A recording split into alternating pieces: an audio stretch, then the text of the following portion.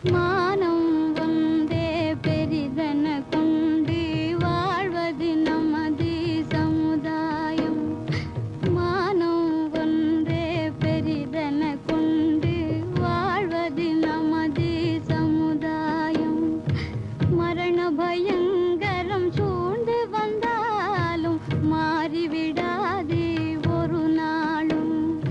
மரண பயங்கரம் சூழ்ந்து வந்தாலும் மாறிவிடாது ஒரு நாளும். மானம் ஒன்றே பெரிதென கொண்டு வாழ்வது நமது சமுதாயம்.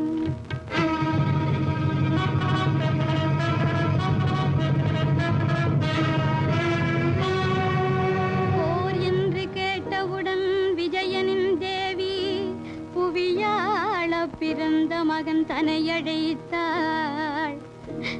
சீருலவும் முகம் பார்த்தாள், சிந்தை கொண்டாள், சித்தரித்தாள், தலை முடித்தாள், திலகமிட்டாள். வில்லொடு கணையும் ஏந்தி நடந்தான் விஜயகுமாரன் அபிமன்யு. வீரனின் பிரிவில் சுபத்திரை கொண்ட வேதனை சொல்லும் தரமன்று. ஆராரோ அன்பே ஆராரோ, ஆராரோ அன்பே ஆராரோ. மானம் ஒன்றே பெரிதென கொண்டு வாழ்வது நமது சமுதாயம்.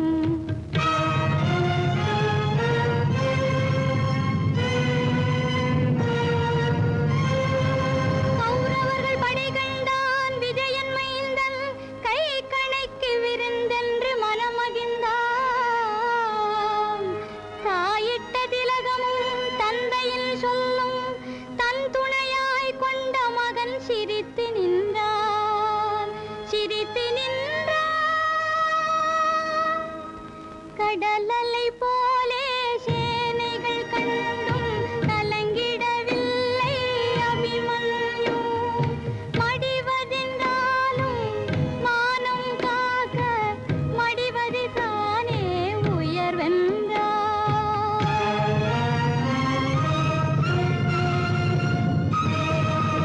நாற்படைகள் சூழ்ந்திருந்தும் நடுவில் அந்த நாயகனாம் துரோணர் தம்மை காணவில்லை.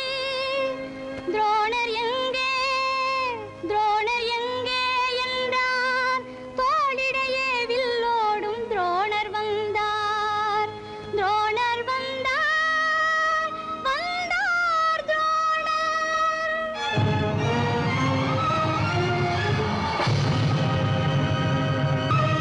அபிமன்யு போர்க்களத்தில் சாய்ந்து விட்டார்.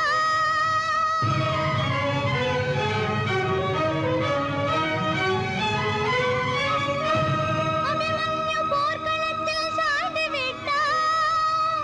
அம்மா என்றழைத்து உயிர் வாழ்ந்ததம்மா. பாண்டவர்கள் பதைத்தார்கள், சுபத்திரையால் துடிதுடித்தாள். மகனே உன்னை பார்ப்போமா,